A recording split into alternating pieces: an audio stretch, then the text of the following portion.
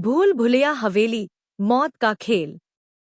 गांव के पास एक घने जंगल में खंडहर हो चुकी हवेली खड़ी थी, जिसे लोग भूल भुलैया हवेली कहते थे। दशकों पहले उस हवेली में एक अमीर जमींदार रहता था, जिसने काले जादू में महारत हासिल कर ली थी। लेकिन उसकी लालच और क्रूरता के कारण एक दिन वह जिंदा जल गया, और तब से उस हवेली में भूतिया घटनाएं होने लगी। गांव वालों का मानना था कि वहां जाने वाला कभी लौटकर नहीं आता। पहली घटना। एक रात अजय नाम का युवक, जो साहसी और स्वाभाविक रूप से जिज्ञासु था, अपने दोस्तों के डराने पर उस हवेली में जाने को तैयार हो गया। वह अकेला ही मशाल लेकर आधी रात को हवेली पहुंचा। हवेली के टूटे हुए दरवाजे को धकेलते ही एक ठंडी, भयानक हवा का झोंका उसके चेहरे पर पड़ा। अंदर घुप अंधेरा था। दीवारों पर जमी धूल और मकड़जाल ने उस जगह की वीरानी को और डरावना बना दिया था। जैसे ही अजय ने अंदर कदम रखा, उसे लगा कि कोई उसे देख रहा है। उसकी मशाल की रोशनी में अचानक फर्श पर खून के धब्बे दिखने लगे। वह पीछे हटने ही वाला था कि उसे किसी के चीखने की आवाज सुनाई दी। उसने पलटकर देखा, लेकिन वहां कोई नहीं था। तभी एक अजीब सी परछाई उसके पीछे आई और अचानक उसकी मशाल बुझ गई। अगली सुबह अजय का कोई पता नहीं चला। गांव वालों को केवल उसकी टूटी हुई मशाल और जले हुए निशान हवेली के बाहर मिले। दूसरी घटना। अजय के लापता होने की घटना ने पूरे गांव को हिला दिया। लेकिन उसका सबसे अच्छा दोस्त विक्रम, जो उसे बचाने के लिए बेताब था, सच्चाई का पता लगाने के लिए हवेली जाने का फैसला करता है। गांव के बुजुर्गों ने उसे बहुत समझाया कि वह न जाए, लेकिन विक्रम ने किसी की नहीं सुनी। विक्रम ने रात को भगवान की मूर्ति, गंगाजल और एक मशाल लेकर हवेली में कदम रखा। जैसे ही वह अंदर पहुंचा, दरवाजा अपने आप जोर से बंद हो गया। हवेली में एक अजीब सी दुर्गंध फैली थी। दीवारों पर खून से बने हाथों के निशान थे और छत से पानी की बूंदें टपक रही थी। विक्रम ने साहस दिखाते हुए आगे बढ़ना शुरू किया। अचानक उसने अपने कानों में अजय की मदद के लिए चीखने की आवाज सुनी। आवाज उसे हवेली के तहखाने की ओर ले गई। तहखाने का दरवाजा खोलते ही उसे अजय जंजीरों से बंधा हुआ मिला।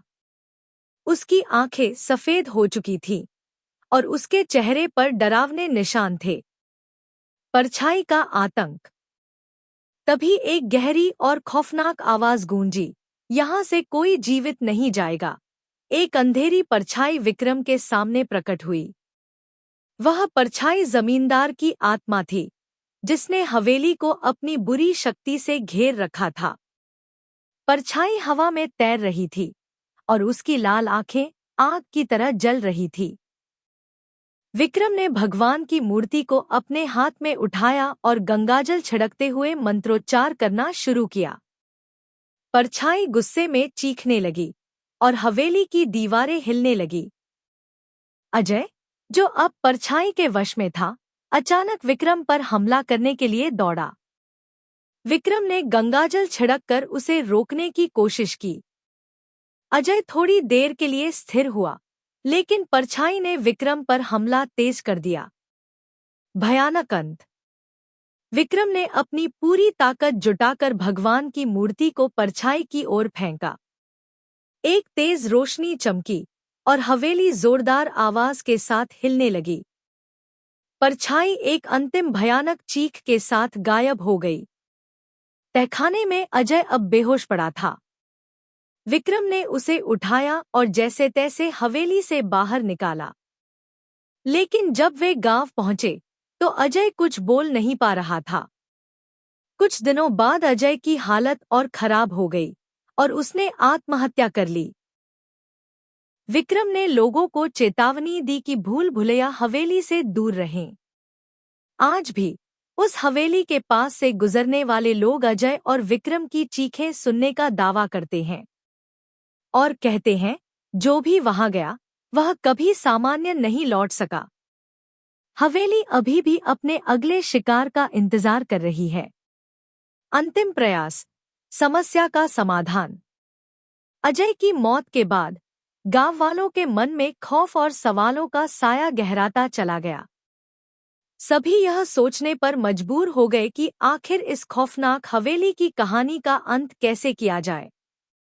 एक बुजुर्ग महिला, जो गांव में रहस्यमय कहानियों की जानकार थी, ने कहा कि इस समस्या का समाधान आसान नहीं होगा। उसने बताया कि हवेली में जमींदार ने मरने से पहले एक काले जादू का प्रयोग किया था, जिससे उसकी आत्मा उस जगह से मुक्त नहीं हो पाई। गांव वालों ने निर्णय लिया कि इस समस्या का समाधान करने के लिए एक अनुभवी तांत्रिक को बुलाया जाए। कई दिनों की खोज के बाद उन्होंने एक तांत्रिक को बुलाया, जो पहाड़ों में तपस्या करता था और आत्माओं को शांति देने में माहिर था। तांत्रिक ने हवेली का निरीक्षण किया और बताया कि जमींदार की आत्मा को मुक्त करने के लिए पूरे गांव को एकजुट होकर अनुष्ठान करना होगा। लेकिन उसने एक चेतावनी दी कि अगर अनुष्ठान के दौरान कोई गलती हुई तो यह आत्मा और अधिक खतरनाक हो सकती है। अनुष्ठान की तैयारी और पहली रात का खौफ। तांत्रिक के निर्देश पर गांव वालों ने तालाब के पास एक बड़ा अनुष्ठान करने की तैयारी शुरू की। पूरे गांव में हवन सामग्री, मंत्रोच्चार के लिए पंडित और सुरक्षा के लिए पवित्र धागे बांटे गए। जैसे जैसे रात करीब आई, गांव में सन्नाटा पसर गया। तांत्रिक ने बताया कि अनुष्ठान 3 रातों तक चलेगा और हर रात आत्मा अधिक शक्तिशाली होती जाएगी। पहली रात, जब अनुष्ठान शुरू हुआ, हवेली के पास की जमीन हिलने लगी। हवा में अजीब सी गंध फैल गई और अचानक गांव के एक युवक ने जोर से चीखना शुरू कर दिया। वह कह रहा था कि कोई अदृश्य शक्ति उसे खींच रही है। तांत्रिक ने तुरंत उस पर गंगाजल छिड़का और मंत्र पढ़ा, जिससे युवक शांत हुआ। तांत्रिक ने गांव वालों से कहा कि यह केवल शुरुआत है और आगे और भयानक घटनाएं हो सकती हैं। दूसरी रात, अंधेरा और परछाइयों का खेल। दूसरी रात, हवेली के चारों ओर एक घना धुंध फैल गया। अनुष्ठान स्थल पर बैठे गांव वालों को दूर से हवेली में अजीब सी रोशनी दिखाई देने लगी। तांत्रिक ने बताया कि यह जमींदार की आत्मा का गुस्सा है। अचानक अनुष्ठान स्थल पर दियों की लौ तेज हो गई और वहां खून की बूंदें टपकने लगी। गांव की एक महिला, जो अनुष्ठान में बैठी थी, अचानक बेहोश हो गई और उसकी आंखें सफेद हो गईं। उसकी आवाज बदल गई और वह जमींदार की आवाज में बोलने लगी, तुम लोग मुझे यहाँ से हटा नहीं सकते, यह मेरी जागीर है। तांत्रिक ने तुरंत हवन कुंड से राख उठाकर महिला के माथे पर लगाई और मंत्र पढ़ा। महिला धीरे धीरे सामान्य हो गई, लेकिन यह घटना गांव वालों के लिए और भी भयावह हो गई। तीसरी रात, अंतिम परीक्षा। तीसरी और अंतिम रात सबसे कठिन थी। तांत्रिक ने कहा कि आज जमींदार की आत्मा अपनी पूरी शक्ति से हमला करेगी।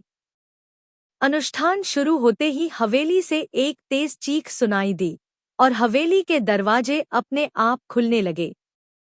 हवेली के अंदर से लाल आंखों वाली परछाइयां बाहर आने लगी। गांव वालों ने डर के मारे अनुष्ठान स्थल छोड़ने की कोशिश की, लेकिन तांत्रिक ने उन्हें रोकते हुए कहा कि अगर वे अब पीछे हटे तो गांव पर हमेशा के लिए श्राप लग जाएगा।